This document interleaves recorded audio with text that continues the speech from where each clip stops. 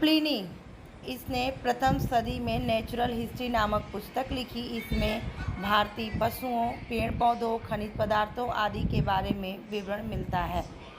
पेरीप्लरा of the एर्थ्रियन सी, इस पुस्तक के लेखक के बारे में जानकारी नहीं मिली। यह लेखक करीब 80 ईस्वी में हिंद महासागर के यात्रा पर आया था। इसने उस समय भारत के बंदरगाहों तथा व्यापारिक वस्तुओं के बारे में जानकारी दी।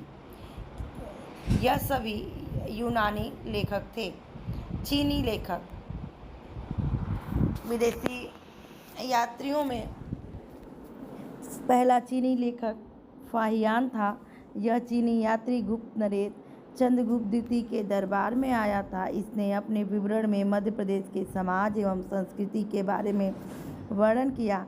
इसने मध्य प्रदेश की जनता को सुखी व समृद्ध बताया। यह 14 वर्षों तक भारत में ही रहा था। दूसरा संयुगीन, इसने यह 518 ईस्वी में भारत आया। इसने अपने 3 वर्षों की यात्रा में बौद्ध धर्म की प्रतियां को एकत्रित किया। तीसरा वेनसांग, यह हर्षवर्धन के शासनकाल में भारत आया।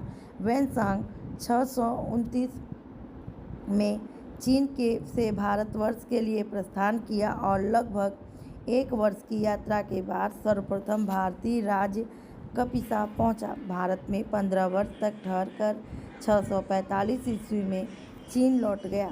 वह भारत के नालंदा जिला विश्वविद्यालय में अध्ययन करने तथा बौद्ध ग्रंथों को एकत्र कर ले जाने के लिए आया था। इसका भ्रमण वृत्तांत CU की नाम से प्रसिद्ध है, जिसमें 138 देशों का विवरण मिलता है। इसने हर्षकालीन समाज के धर्म, राजनीतिक के बारे में वर्णन किया।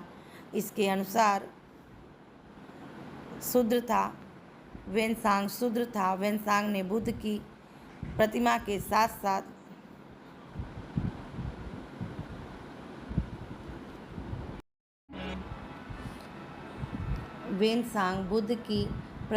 साथ साथ सूर्य और शिव की प्रतिमाओं का पूजन किया था।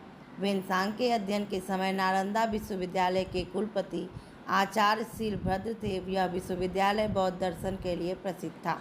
इत सिंह, यह 7वीं शताब्दी के अंत में भारत आया। इसने अपने विवरण में नालंदा विश्वविद्यालय, विक्रमशिला विश्वविद्यालय तथा अपने समय के भारत का वर्णन किया।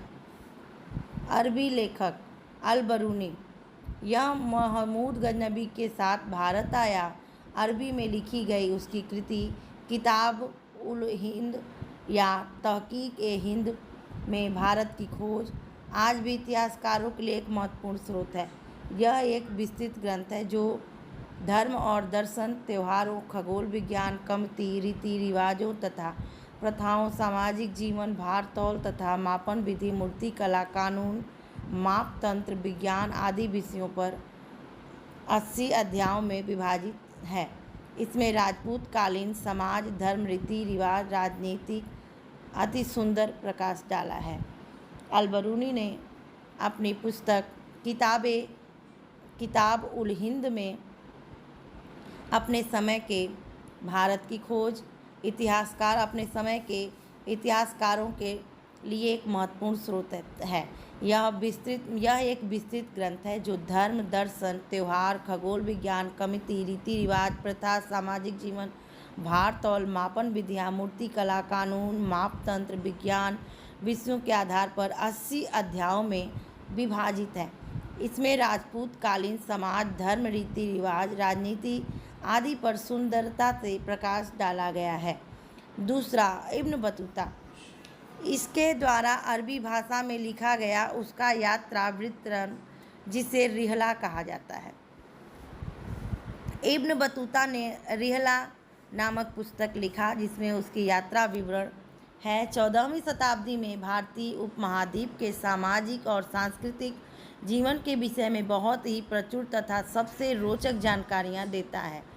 1333 में दिल्ली पर पहुँचे इसकी वीरता से प्रभावित होकर सुल्तान मोहम्मद तुगलक ने उसे दिल्ली का काजी और न्यायाधीश बना दिया। सुल्तान महमूद तुगलक ने इब्न बतूता को दिल्ली का काजी और न्यायाधीश भी बनाया।